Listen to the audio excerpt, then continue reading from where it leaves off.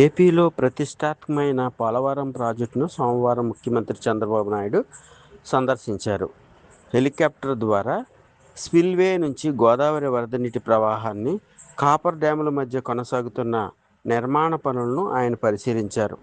Project పురోగతిని అంచనా వేసేందుకు ఈ పర్యటన నిర్వహించినట్లు అధికారులు తెలిపారు.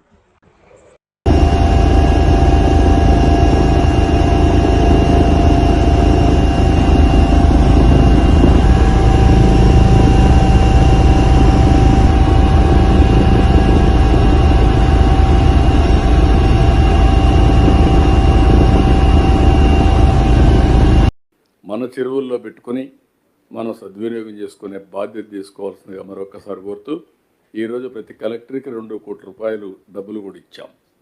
కన్వర్జెన్స్కి, ఎక్కడన్నా అడ్జస్ట్మెంట్లకి, దీనికి కూడా ఇచ్చి దీన్ని లాజికల్గా తీసుకుపోతాం. థ్యాంక్ యూ అనండి.